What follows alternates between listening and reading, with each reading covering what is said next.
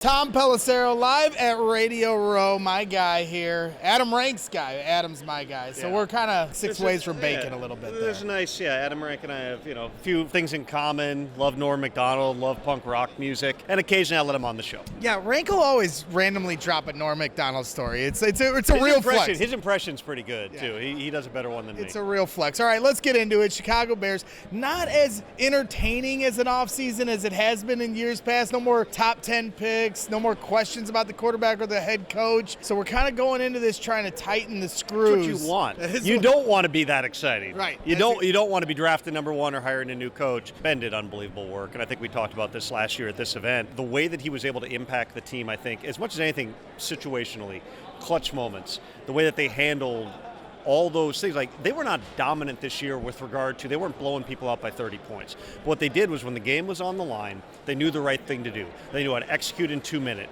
They knew how to manage certain situations. Ben, for a first-time play caller, whether it's timeouts or it's, the usage of challenges, managing just game situations. Sure. He was really good at all that out of the gate, which is the part I didn't know that he was necessarily going to, have all that in his bag immediately. That's a lot to take on when you're also a play caller. We know that he's a brilliant offensive guy, but the way that he handled the team I thought was really impressive. Yeah, he was unbelievable. Another thing he was great at was building a coaching staff, and now in year one already, they're getting the coaches pulled. Eric Bieniemy goes back to Kansas City. Declan Doyle takes the OC job in Baltimore.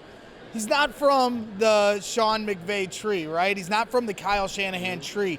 How hard will it be for Ben Johnson, not just this year, but years going forward, to continue to duplicate the coaching staff that he built in year one? Well, it's the price of success. It is. And what you hope to do is that beyond that, those top-level guys, the coordinators, that you've got a feeder system of really bright young assistants that potentially can step into those roles. I anticipate they'll run a real search for an offensive coordinator, but between J.T. Barrett, who's the quarterback's coach, Press Taylor, who's the passing game coordinator, they've got some in-house options to potentially, Jim Dre's there as the tight ends coach. So there's some in-house options that potentially could be those guys. It's just the reality of this thing. When the Seahawks are in the Super Bowl, Clint Kubiak, the day after the game, is going to be the Raiders head coach. Right. You deal with some of those things. I'm happy for Declan. I know him a little bit, but 29 years old. He interviewed with the Eagles job. It wasn't the right fit, and then the Ravens job pops up. He decides to go full force at it. Declan's been a highly respected guy going back to his days. I mean, as a really young assistant with Sean in New Orleans and then in Denver. So that's certainly a loss. There's no doubt about it. But Ben wants to set up his program so that it's not like, frankly, what it was in Detroit. Dan Campbell's done an unbelievable job.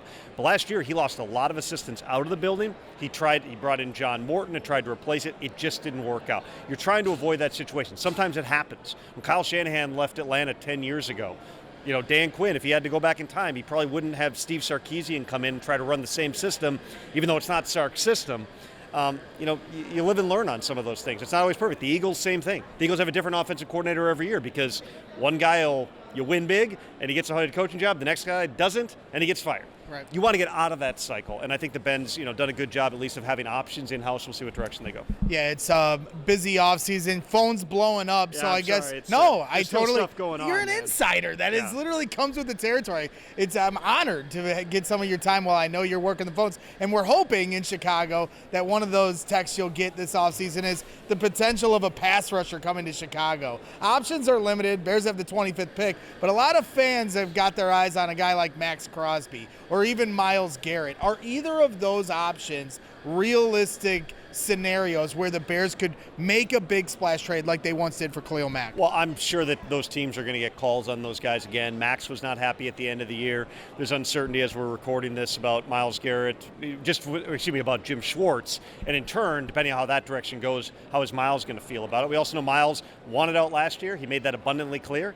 And they said, you are not leaving, and ultimately gave him a new contract. It's a lot of different directions those things can go. Trey Hendrickson is a free agent. That'll be a name to watch. There are some other. Khalil Mack is a free agent as well. That would be an interesting direction for the Bears to go. But even more so, I just came from Mobile. I was down there for the Senior Bowl all week and, doing the sideline for that.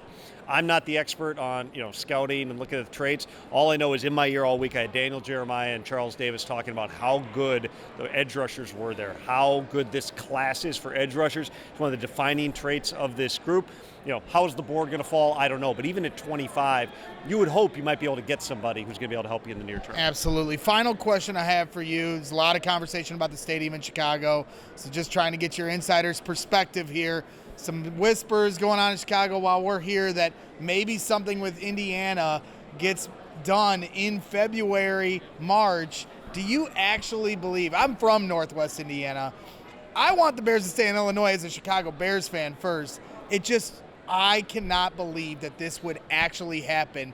Do you feel like this is a realistic scenario that this offseason the Bears could announce that they're heading to Northwest Indiana? You don't want to be an East Chicago Bears fan? If it's 10 minutes from my house, I'm not going to fight it, but I just know how much the heart of Chicago Bears fans, they're the pride and joy of Illinois. That's the song, right? And it's just really hard for me to come to grasp that that would actually happen. Short drive for me, but is it a realistic thing, or is this still more leverage plays? Because we've been going through this for 4 or 5 years now. Here's what I would say. Kevin Warren has a plan. There's a lot of different iterations of the plan, as you've seen, of moving elsewhere in Illinois, building on the Soldier Field site, building in Indiana. We know that the business leaders in Indiana have been extremely aggressive, and you've seen public statements from them, whether it is tax breaks or public funding. They want to get a second NFL team in the state of Indiana, and they're willing to do some things, and maybe the leaders in Illinois are not. It's still early.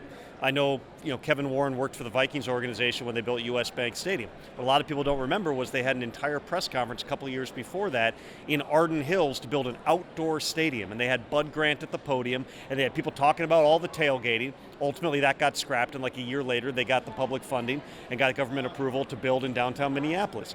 There's a lot of different things that can take place. It makes sense, though. If you're, the realistic piece of this is, the stadium funding model does, in most cases, involve public funding. Sure. If you're not able to get that public funding, then you have to explore all the avenues to get it. Not many buildings are built with 100% private money.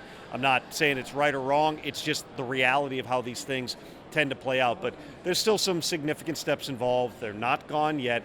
Let's see how the next 6 to 12 months go. Well, if it happens, there will be a party in my cul-de-sac. You're welcome to come by. Bring your swim trunks. Pool will be open. Hey, maybe a year from now, the Bears will be here, and we can talk about the Bears in the Super Bowl. That'd be something, wouldn't it? Never know. Never know. Tom Pelissero, NFL Insider here with NFL Network here on Radio Row. Appreciate your time, Tom. You got it, man. Thank you, sir. All right.